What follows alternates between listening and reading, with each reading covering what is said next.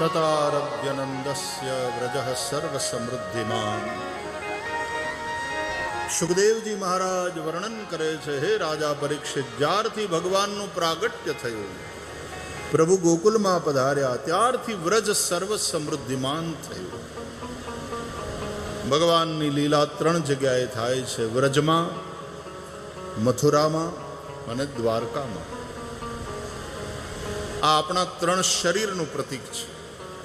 વ્રજ ગોકુલ સ્થૂલ શરીર, મથુરા સૂક્ષ્મ શરીર અને દ્વારકા એ કારણ શરીરનું પ્રતીક છે. પ્રત્યેક જીવાત્મા આ 3 શરીર ધારણ કરીને બેઠો છે. આ પાંચભૌતિક આપણો જે દેહ છે એ સ્થૂલ શરીર કહેવાય છે. પણ માત્ર આ 80 કે 82 કિલોની કાયા એટલું જ આપણું અસ્તિત્વ નથી. આપણી પાસે આપણા વિચારો છે, આપણી ભાવનાઓ છે, આપણી સ્મૃતિઓ લઈને આપણે ફરીએ છીએ અને આપણો ઈગો પણ આપણે વહન કરીએ છીએ. એ મન બુદ્ધિ ચિત્ત અહંકાર અંતઃકરણ એ આપણું સૂક્ષ્મ શરીર છે. અને સ્થૂલ શરીર કરતાં પણ સૂક્ષ્મ શરીરનું મહત્વ વધારે છે. ત્રીજું કારણ શરીર છે. વાસના છે એટલા માટે આ દેહ મળ્યો છે અને દેહ ટકે છે. વાસના હશે ત્યાં સુધી દેહ ટકશે. તો દેહ મળ્યો, દેહ ટકે છે, એનું કારણ છે વાસના, અને વાસનાનું કારણ છે અજ્ઞાન. ભગવાન આ 3 જગ્યાએ લીલા કરે છે, ગોકુળમાં, મથુરામાં અને દ્વારકામાં. ચૈતન્ય આત્મા જ્યારે ગોકુળમાં હોય, એટલે કે સ્થૂલ શરીરાભિમાની હોય, ત્યારે વેદાંતમાં એને વિશ્વ કહે છે. એ ચૈતન્ય આત્મા જ્યારે સૂક્ષ્મ શરીરાભિમાની હોય, ત્યારે વેદાંતમાં એને તૈજસ કહે છે. અને એ ચૈતન્ય આત્મા જ્યારે કારણ શરીરાભિમાની હોય, ત્યારે એને પ્રાજ્ઞ કહે છે. એટલે વેદાંતિક ફિલોસોફીમાં તૈજસ, પ્રાજ્ઞ, વિશ્વ, તૈજસ અને પ્રાજ્ઞ એવી એની સંજ્ઞા થાય, એવા એના નામ પડે. સંજ્ઞા એટલે નામ.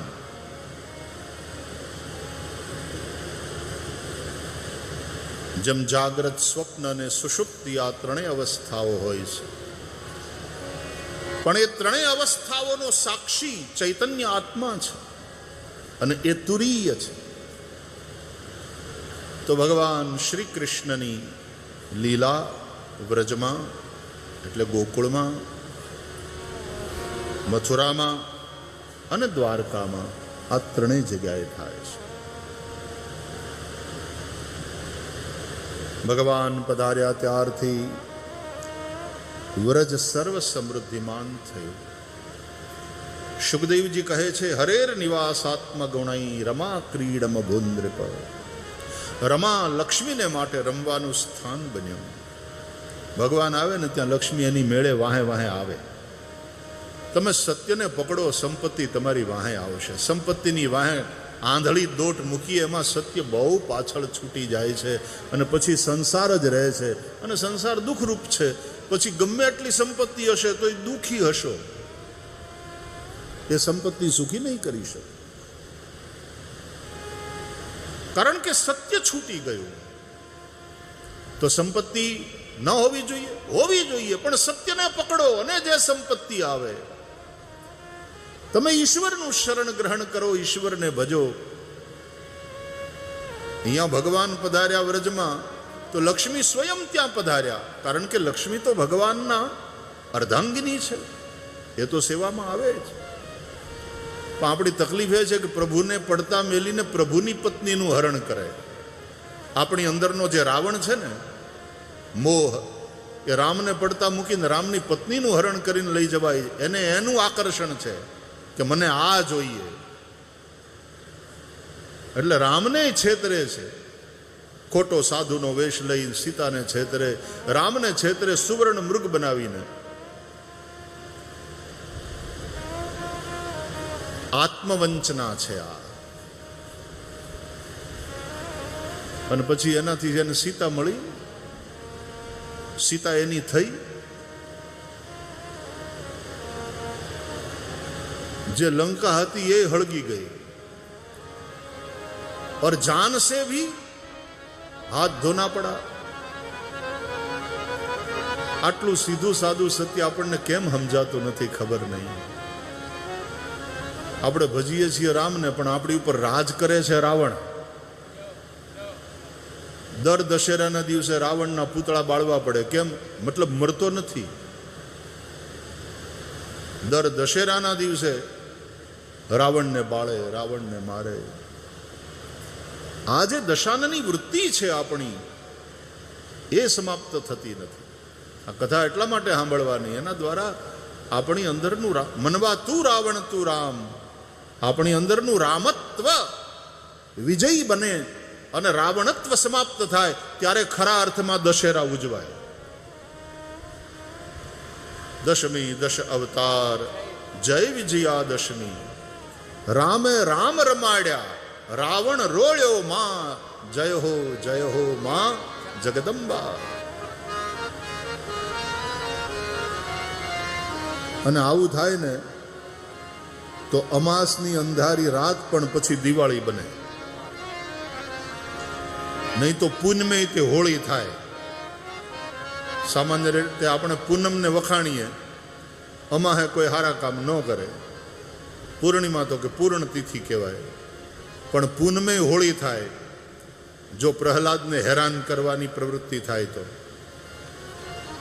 પ્રહલાદ જેવા જે સજ્જન લોકો છે એને હેરાન કરવાની પ્રવૃત્તિ થાય તો પૂનમે હોળી થાય. અને જો રાવણ ઉપર રામત્વ વિજયી થાય તો પછી અમાસને દિવસે દિવાળી થાય. આ કથાઓના જે સંદેશ છે એ સંદેશને સમજવાના છે. આપણે આ બધા ઉત્સવો ઉજવીએ તો છીએ, પણ એના સંદેશને પકડીએ નહીં. એટલે દર દશેરાએ રાવણને બાળવો પડે. પણ આમ આપણે ભજીએ રામને, મંદિર રામના બનાવીએ, પણ ક્યાંક ને ક્યાંક રાવણ રાજ કરે છે આપણા ઉપર. તો રામકથા એટલે આ દશાનની અને દાશરથી વૃત્તિની વચ્ચેનો સંઘર્ષ. દાશરથી રામ અને દશાનન રાવણ, એની વૃત્તિ આપણે ગઈકાલે પણ ચર્ચા કરેલી. દાશરથી વિચારધારા એટલે ત્યાગ અને સમર્પણ, અને દશાનની વિચારધારા એટલે ભોગ અને અપહરણ. સુખદેવજી કહે છે, તત આરભ્ય નંદસ્ય વ્રજ સર્વ સમૃદ્ધિમાં. ભગવાન પધાર્યા ત્યારથી નંદ બાવાનું વ્રજ સર્વ સમૃદ્ધિમાન બન્યું. થોડા દિવસ ગયા, ગોવાળિયાઓને ગોકુળની રક્ષામાં મૂકી શ્રી નંદ બાવા મથુરા પધાર્યા, કંસને એનો વાર્ષિક કર આપવા માટે. નંદ બાવાનો ગોપાલનનો ધંધો છે, વૈશ્ય છે,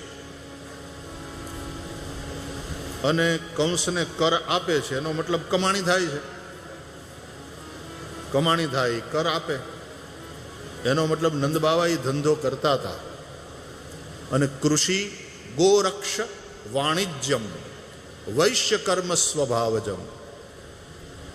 કૃષિ ખેતીવાડી, ગોરક્ષ એટલે કે પશુપાલન, અને વાણિજ્ય વેપાર, આ વૈશ્ય કર્મ છે. એટલે ગૌશાળાઓ પણ જ્યાં સુધી એ રીતે પ્રોફેશનલ વેમાં નહીં ચલાવો ત્યાં સુધી ગાયું ભટકતી રહેશે, પ્લાસ્ટિક ખાતી રહેશે. જે ગાય આપણા માટે એસેટ હતી એ અત્યારે લાયબિલિટી થઈ ગઈ છે. કારણ કે ક્યાંક ગોપાલનની પાછળની ભાવના, વિચારો અને પદ્ધતિ આપણે ચૂક્યા છીએ. એ વિશે જેટલું બોલવાનું હતું ઘણી બધી કથાઓમાં બોલાયું છે, ઘણા બધા મંચો ઉપરથી પણ કહેવાયું છે. મારી વ્યાસપીઠે પોતાનો અભિપ્રાય જે આ ગ્રંથોને આધારે બન્યો છે એ લોકોની સાથે વહેંચ્યો છે. અત્યારે ગોરક્ષા એક બહુ મોટો પ્રશ્ન બનીને આખા ભારતમાં ગોહત્યા બંધ હોય એના નારા પણ લગાડીએ છીએ, ગો માતા કી જય હોય એવું આપણે ઈચ્છીએ છીએ, પણ એના માટે એક આખી યોજના બનાવવી પડે, એના માટેની એક આખી પરિકલ્પના તૈયાર કરવી પડે. બાકી કાયદાથી ગાયને કપાતી તમે કદાચ અટકાવશો, શક્ય છે એવું બને તો પ્લાસ્ટિક ખાઈને મરશે, અત્યારે જ ખાય છે. તો ગોરક્ષા કઈ રીતે કરવાની? કૃષિ ગોરક્ષ વાણિજ્યમ વૈશ્ય કર્મ સ્વભાવજમ. અને એવું કર્મ જ્યાં થાય છે, એવી વૃત્તિ અને પ્રવૃત્તિ વાળા લોકો જે ગોકુળમાં રહે છે, કૃષ્ણ એને ત્યાં પહોંચ્યા અને સૌથી પહેલા વહેલા એમણે ગોપાલ બનવાનું પસંદ કરી. દ્વારકાધીશ તો બહુ પછી, પણ પહેલા ગોપાલ. ગોપાલ એટલે ગાયોની રક્ષા. પાલનનો એક અર્થ થાય રક્ષણ, પોષણ, રક્ષણ. તો કઈ રીતે થશે ગાયોની રક્ષા? ગોપાલ કૃષ્ણ ભગવાનની એમાં કઈ રીતની દ્રષ્ટિ છે? આપણો સમાજ, આપણે ભાવુક તો બહુ છીએ, શ્રદ્ધા તો આપણને બહુ છે, પણ ભાવુકતામાં પેલો વિચાર ક્યાંક ને ક્યાંક પેલા અંધારામાં આમને આમ તલવાર આપણે આંબળ્યા કરીએ છીએ. એની પાછી કથા છે ભાગવતના 9મા સ્કંદમાં. અત્યારે ટાઈમ નથી એટલે નહીં સંભળાવું. કે ગાયની રક્ષા કરવામાં અંધારામાં તલવાર આમળવા જાતા, વાઘથી ગાયને બચાવવા જાતા, વાઘનો ખાલી કાન કપાણો પણ ગાયનું મસ્તક ઉડી ગયું, ગો હત્યા થઈ ગઈ. ગો રક્ષા કરવા વાળાથી ગો હત્યા થઈ ગઈ. એ કથા તમે ઘરે હવે ભાગવત વાંચવાના જ છો આખું? નહીં, હવે હાથ ઊંચા કરો પાછા, એકવાર મને નિરાશ થાય. આખું ભાગવત જે ઘરે વાંચવાના છે ને, એ બધા ભગવાનના આ કથા સાંભળતા વાહ વાહ વાહ, આપણા બોરીવલી કાંદીવલીના વૈષ્ણવો, આ છે તમારો ભાગવત અનુરાગ. મેં કહ્યું કોઈ બંધન નહીં, જેટલા મહિને પૂરું થાય એટલા મહિને, પણ આખું ભાગવત, મૂળ ભાગવત વાંચો. એમાં આ બધી કથાઓ છે.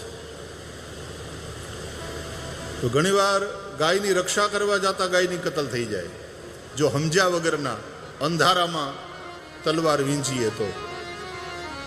એ અંધારું છે અજ્ઞાનનું.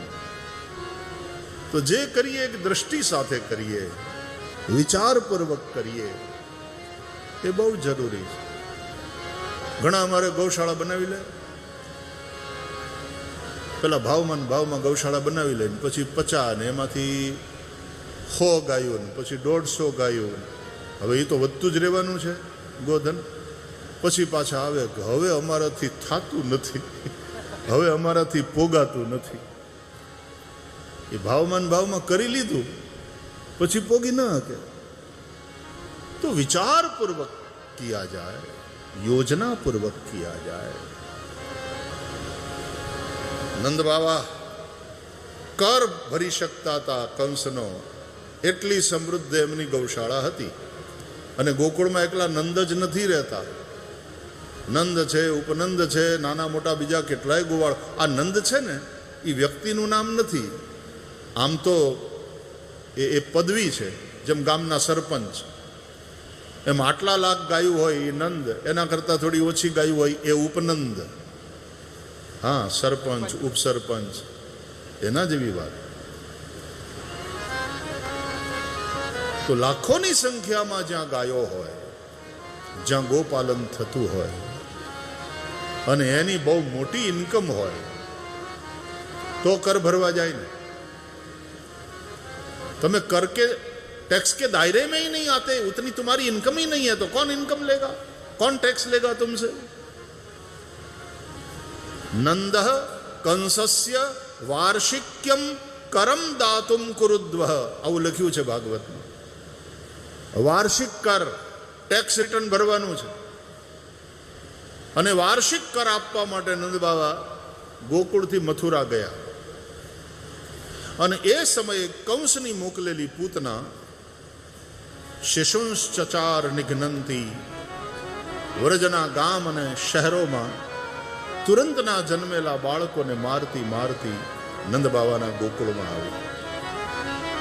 જ્યારથી યોગ માયાના વચનોને સાંભળ્યા છે, કંસના મનમાં ચિંતા છે, જેનાથી મારું મૃત્યુ એ દેવકીનો 8મો ગર્ભ પેલી યોગ માયાએ કહ્યું કે સુરક્ષિત જગ્યાએ પહોંચી ગયો છે. એ ક્યાં છે ખબર નથી. નક્કી એવું કરવામાં આવ્યું, આપણા વ્રજમાં તુરંતના જન્મેલા જેટલા બાળકો છે બધાને મારી નાખવામાં આવે.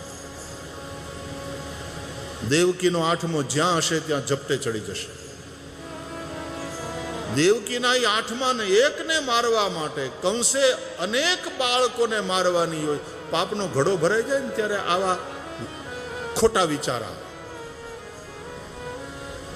બુદ્ધિ એવી થાય, તમારું પ્રારબ્ધ છે ને એ તમને દંડ આપવા માંગતું હોય ત્યારે એનો દંડો દેખાતો નથી, પણ વિચારને એવા કરી નાખે. તમે નિર્ણયો ખોટા કરો. અનેક બાળકોને મારવાની યોજના બનાવી અને પૂતના નીકળી. જ્યાં એને ખબર પડે કે અહીંયા બાળકનો જન્મ થયો છે ત્યાં જાય. એ બાળકને દૂધ પાવાને બાને ઝેર પીવડાવીને જતી રહે. થોડી વારમાં બાળક મૃત્યુ પામે. ભાગવતના વિચારકો એવું પણ કહે છે કે પૂતના એ સમયે કૃષ્ણ જન્મના સમયે બાળકોમાં વ્યાપેલો, બાળકોમાં ફેલાયેલો એક રોગ હતો. પીડિયાટ્રિશિયનની બહુ જરૂર પડે. બાળકોના ડૉક્ટર કેટલા. અને આ રોગ એવો હતો કે બાળકોને જ પકડે. એક તો તાજું જન્મેલું હોય, ઇમ્યુનિટી એકદમ ઓછી હોય, અને એવા બાળકોને પકડે અને એ રોગ થાય એટલે પછી લગભગ બાળક જીવે નહીં. એક સમય હતો ને આપણે ત્યાં શીતળા થાય, વાત પૂરી. અરે ટીબી થાય, ટીબીથી ડરતા. ધીમે ધીમે ધીમે એ બધા રોગ ઉપર આપણે વિજય મેળવ્યો. હવે શીતળા, નહીં તો શીતળાના રોગ આપણે જોયા છે ગામડામાં. અને ત્યારે તો ગામડામાં કાંઈ હતું નહીં. આમ રાખ ચોપડતા અને લીમડા બાંધી રાખતા ને એવું બધું. ઘરવાળા થાય એટલી એની સેવા કરતા. અને પછી આપણો શ્રદ્ધાળુ પણ જ્યાં આરોગ્યલક્ષી સેવાઓનો અભાવ એવો સમાજ. આપણે પછી શીતળા માતા એના મંદિર બનાવ્યા. ખબર, ચકમકનો પાણો મૂકી દેતા ત્યાં શીતળા માતાને જગ્યાએ મૂર્તિ રૂપે. કે ચકમકના એ ઓલા પાણા ઉપર જે વાપેલા હોય ને એવા થઈ જાય ને ડાઘ ચહેરા ઉપર, આખા શરીરે. અને પછી શીતળા માતાનું મંદિર ને પાછું. પણ દવા અને દુવા બે કામ કરે. દવા નથી તો કંઈક દુવાથી માણસ આ રીતે. પણ અંતે તો શીતળાની રસી શોધાણી અને શીતળાથી મુક્તિ મળી. પોલિયોની રસી શોધાણી, પોલિયોથી પણ ધીમે ધીમે હવે વિશ્વને મુક્તિ મળી. ક્ષય રોગ, ટીબી તો હવે ઇઝીલી ક્યોરેબલ છે. આ બધું આજે હું કામ કહું છું? એક તો પૂતનાની કથા આવી એટલે, અને બીજું આજે વર્લ્ડ હેલ્થ ડે છે.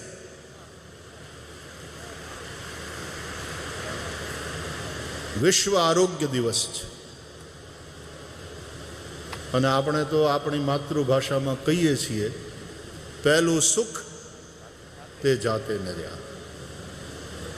પહેલા સુખ નિરોગી કાયા, दूसरा સુખ ઘર में हो माया.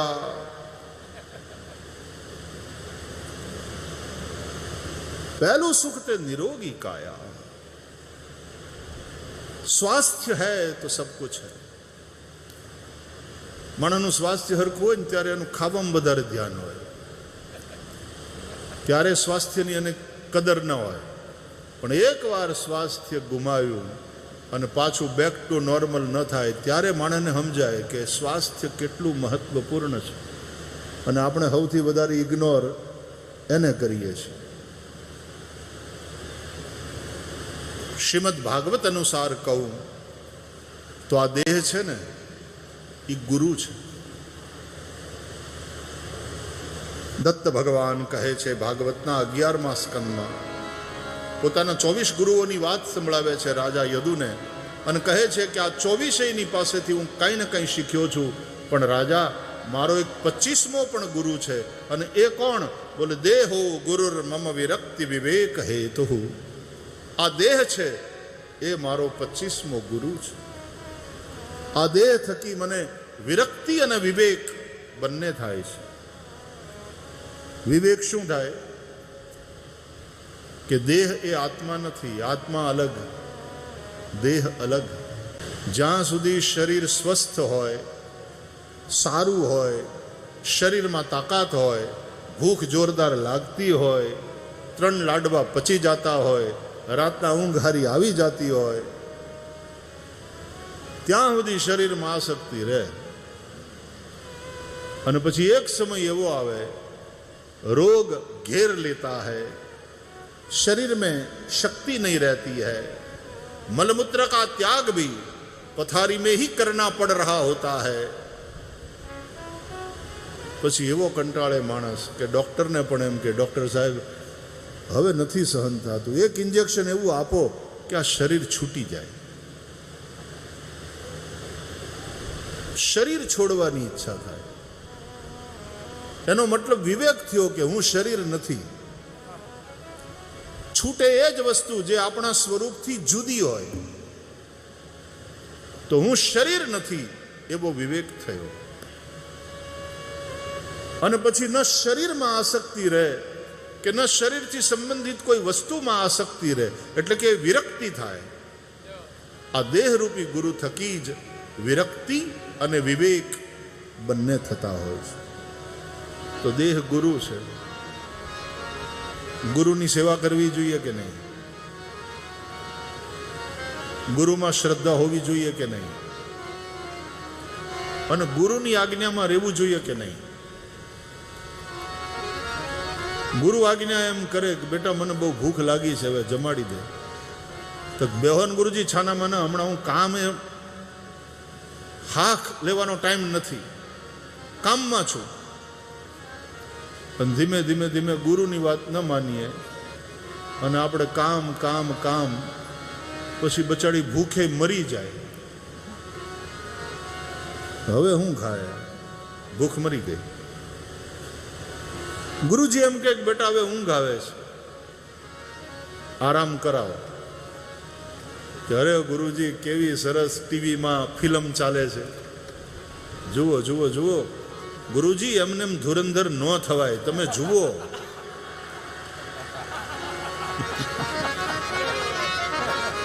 તમે ધધુ છો. ધધુ એટલે ધર્મ ધુરંધર. એમને એમ ધુરંધર ન થવાય, તમે જુઓ. ગુરુજીએ પાછું હવારના, એને ખબર છે કે હવારના પાછું નોકરીએ જવાનું છે, એને ઉજાગરો ન પોસાય. પણ આપણે ગુરુની વાત, ગુરુની આજ્ઞા સાંભળતા નથી, એની આજ્ઞામાં નથી, એની વાતને કાને લેતા નથી. જમવા બેઠા હોય ને ગુરુજી એમ કે બેટા હમણાં ડાયાબિટીસ છે, મીઠાઈ રહેવા દે, મીઠાઈ રહેવા દે બેટા, મીઠાઈ. અરે ગુરુજી ઇન્સ્યુલિન થોડું વધારે લઈ લેજો, આજે જમાવટ કરો. हम गुरु की आज्ञा में नहीं है, हम गुरु की सेवा नहीं करते. गुरु जो बोले वो सही उसका आदेश है, ये श्रद्धा नहीं रही हमारी. शरीर क्यारे खोटू बोलતું નથી. देह गुरु છે. देहो गुरुर्मम विरक्ति विवेक हेतु. આ ભાગવતની કેટલી અદ્ભુત વાત છે. અને રામચરિત માનસ અનુસાર જોઈએ તો શરીર છે એ સાધન છે. સાધન ધામ મોક્ષ કર દ્વારા, પાઈન જહી પર લોક સવારા. અને શાસ્ત્રો કહે છે શરીર માધ્યમ ખલુ ધર્મ સાધનમ. शरीर है तो तुम धर्म कर सकते हो, धर्म का आचरण कर सकते हो. અને પરમ ધર્મ એટલે સેવા. સેવા કરવા માટે થઈને આ શરીર મળ્યું છે. જનતાની સેવા એ પણ સેવા છે સાહેબ, જનતા જનાર્દન. અને આ પ્રજાના પ્રતિનિધિઓને આપણા પછી એ કોર્પોરેટર્સ હોય, આપણા ધારાસભ્ય હોય, યોગેશભાઈ બેઠા છે, આપણા સાંસદો, એ બધાને પૂછજો કે કેટલી વિહે હો થાય છે. એ સહેલું નથી, ખૂબ મહેનત કરવી પડે, અડધી રાતે જાગવું પડે. પ્રજાને જ્યાં કાંઈ તકલીફ થઈ હોય એટલે લૂસપૂસ ખાઈને પણ દોડવું પડે. સહેલું નથી. દરેક કામ ભગવાનની સેવાના ભાવથી કરો તો ચાહે તમે રાજનીતિમાં હો, ચાહે તમે ધર્મના ક્ષેત્રમાં હો, ચાહે તમે શિક્ષક હોય, ચાહે તમે સૈનિક હોય, ચાહે તમે વ્યાપાર કરતા હોય. હું મારા રાષ્ટ્રનું નિર્માણ કરું છું, જનતા જનાર્દનની મારે સેવા કરવી, માનવતાની સેવામાં હું સમર્પિત છું. અને એ સેવા માટેનું સાધન મને મળ્યું છે આ શરીર, અને સાધનને મારે સંભાળવું જોઈએ, એ પણ મારો ધર્મ છે. તો વર્લ્ડ હેલ્થ ડેના દિવસે કથામાં આટલું કહેવું જરૂરી છે.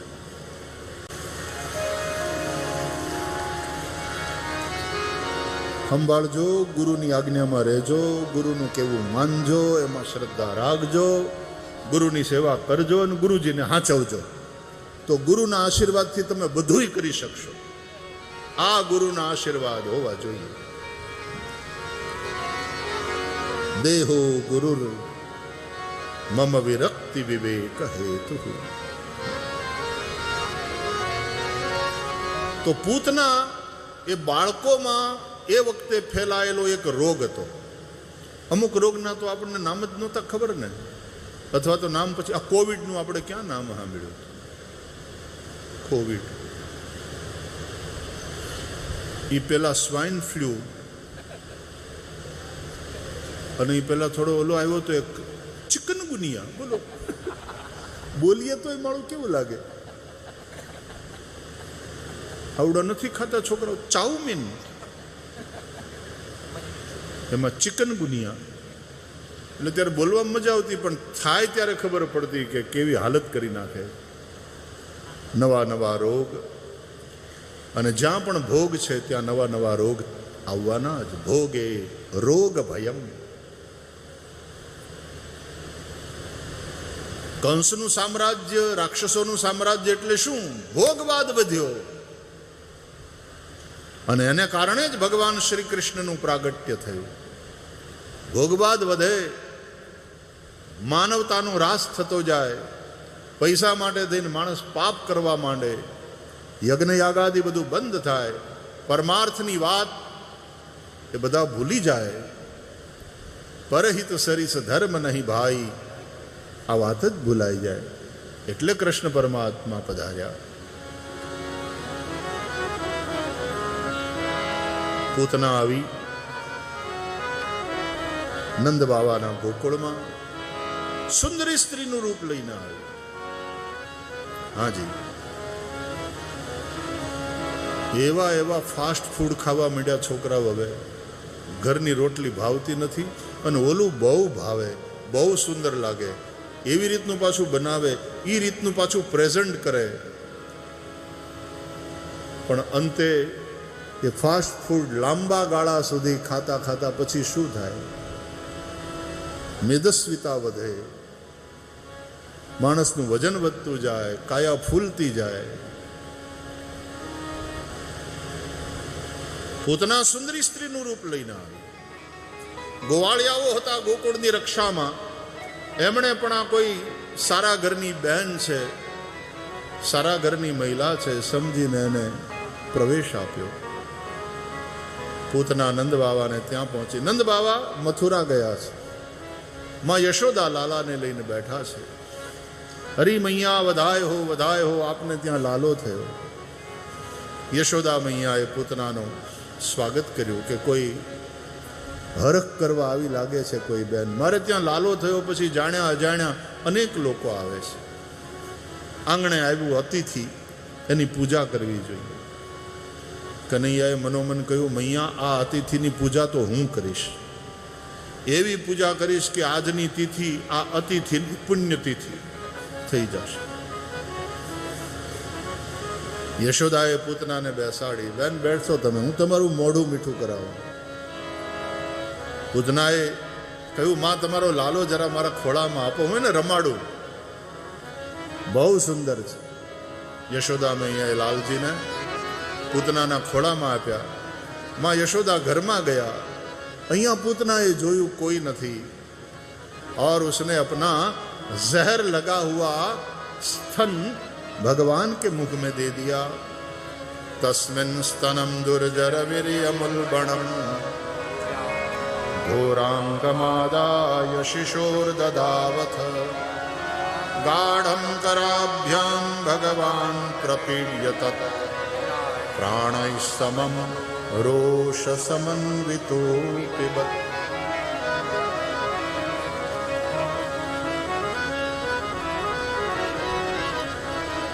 भगवान प्राण समेत उसके थन को पीने लगे.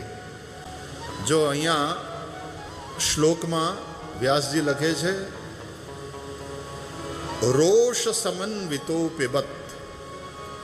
रोष समन्वित होकर के बाल कृष्ण प्रभु ने उसके थन को पिया. ये सीधा साधा अर्थ है. आचार्यों एना भावो प्रकट करे. रोषना देवता छे रुद्र, એટલે કે ભગવાન રુદ્રને સાથે રાખીને ભગવાને પૂતના સુપયપાન, પૂતનાના સ્તનપાન કર્યું. કે જેવું પૂતનાએ પોતાનું ઝેર ચોપડેલું સ્તન ભગવાનના મુખમાં આપ્યું અને ત્યાં રોષના દેવ રુદ્ર શિવજી આવ્યા. अरे रुको रुको रुको रुको रुको, ये जहर चुपड़ करके आई है, मारने आई है. जहर पीने का अभ्यास मेरा है. तो बालकृष्ण प्रभु ने कहा कि चलो दोनों मिलकर के भोग लगाते हैं. આપણે જમવા બેઠા હોય ને એ સમયે અચાનક કોઈક મહેમાન આવે, અરે આવો આવો આવો આવો ધન ઘડી, હાલો હાલો જમવા હાલો, અરે થોડું થોડું બેસી જાઓ. એમ ભોળાનાથ આવ્યા એટલે ભગવાન બાલકૃષ્ણ પ્રભુએ કહ્યું કે આવો આવો ભેગા મળી ભોગ લગાવીએ. એટલે ભોળાનાથે કીધું, ઝેર આપણી પત્રાવળીમાં આવવા દેવો, કારણ કે અમને એ અભ્યાસ છે. અને પ્રભુ આપ એના પ્રાણને પીઓ. તો તત્ પ્રાણૈ સમમ રોષ समन्वितो पिबत. तो भगवान शिव ने तो जहर पी लिया और पूतना के प्राणों को भगवान बाल कृष्ण ने हर लिया. ऐसा अर्थ भी आचार्यों ने बताया. सा मुंच मुंचालमिति प्रभाषिणी निष्पीड्यमाना खिल जीव मर्मणि विवृत्य नेत्रे चरणौ भुजौ मुहुः प्रस्विन्न गात्रा क्षिपतिरुरोदः. सा मुंच मुंचालमिति प्रभाषिणी. वो चिल्लाने लगी पूतना, मुंच माम मुंच माम. भगवान જ્યારે એના પ્રાણને પીવા લાગ્યા ત્યારે રાક્ષસીના રૂપને, પોતાની સુંદરીનું બનાવટી રૂપ છોડીને રાક્ષસીના રૂપમાં પ્રગટ થઈ ગઈ. છોડ મને છોડ મને છોડ, મુંચ મામ, મને મુક્ત કર, મને મુક્ત કર. આચાર્યો કહે છે, ભગવાને બાલકૃષ્ણ પ્રભુએ પૂતનાની પ્રાર્થના સાંભળી અને ખરા અર્થમાં એને મુક્ત કરી જન્મ મૃત્યુના ચક્કરમાંથી, 84ના ફેરામાંથી. પૂતનાનો મોક્ષ થયો. એટલા માટે ભાગવતમાં શ્રી ઉદ્ધવજી કહે છે કે જે મારવા આવી હતી ઝેર ચોપડીને બાલકૃષ્ણ પ્રભુને, એને મારીને ભગવાને પોતાની માં યશોદાને આપે એવી સદગતિ આપી. એવું દયાળુ આ સંસારમાં બીજું કોણ છે? કંબા દયાલું શરણમ વ્રજેમ. હવે અમે બીજા કયા દયાળુના શરણે જઈએ? પૂતના મોક્ષની કથા શ્રી સુખદેવજીએ સંભળાવી. કથા છે કે યશોદા અને ગોપીઓ રાક્ષસીની છાતી ઉપર રડતા બાળકૃષ્ણને ત્યાંથી ઉઠાવી અને લઈ જાય છે ગૌશાળામાં. ગાયના છાણમાં અને ગાયની રજમાં બાલકૃષ્ણને રગદોળ્યા, એનાથી સ્નાન કરાવ્યું અને પછી ગાયના પૂંછ માથા ઉપર ફેરવ્યા. ગાવો વિશ્વસ્ય માતરઃ. આપણા શાસ્ત્રો કહે છે ગાય વિશ્વની માતા છે. પછી યમુનાજીના જળથી એક એક અંગને સ્પર્શ કરતા ભગવાનના જુદા જુદા નામ થકી ભગવાનની રક્ષા કરી. અવ્યાદજોમૃમણિમાંસ્તવ જાન્વથોરુ યજ્ઞોચ્યુત કટિતટમ જઠરમ હયાસ્ય હૃત્કેશવસ્ત્વદુર ઈશ ઇનસ્તુ કંઠમ વિષ્ણુર્ભુજં મુખમુરુક્રમ ઈશ્વરઃ કમ. ભગવાનના જુદા જુદા નામ દ્વારા ભગવાનની રક્ષા કરે છે. હે કનૈયા, ઋષિકેશ ભગવાન તારી ઇન્દ્રિયોની રક્ષા કરે. નારાયણ ભગવાન તારા પ્રાણની રક્ષા કરે. શ્વેત દ્વીપપતિ તારા ચિત્તની રક્ષા કરે. યોગેશ્વર ભગવાન તારા મનની રક્ષા કરે. કૃષ્ણિ ગર્ભ તારા બુદ્ધિની રક્ષા કરે. પર ભગવાન તારા આત્માની રક્ષા કરે. તું જ્યારે રમતો હોય ત્યારે ગોવિંદ તારી રક્ષા કરે. તું જ્યારે સૂતો હોય ત્યારે માધવ તારી રક્ષા કરે. તું જ્યારે ચાલતો હોય ફરતો હોય ત્યારે વૈકુંઠ ભગવાન તારી રક્ષા કરે. તું જ્યારે બેઠો હોય ત્યારે લક્ષ્મીપતિ ભગવાન તારી રક્ષા કરે. ભગવાનની રક્ષા ભગવાનના નામથી. આનો મતલબ શું થાય? એટલે આચાર્યો સમજાવે છે કે રક્ષા જેની થાય એ મોટો કે જે રક્ષા કરે એ મોટો? સીધી વાત છે, જે રક્ષા કરે એ મોટો. તો અહીંયા ભગવાનની રક્ષા કોણ કરે છે? ભગવાનના નામ. તો મોટું કોણ? તો કે ભગવાન કરતા મોટું ભગવાનનું નામ. इसलिए राम से बड़ा राम का नाम.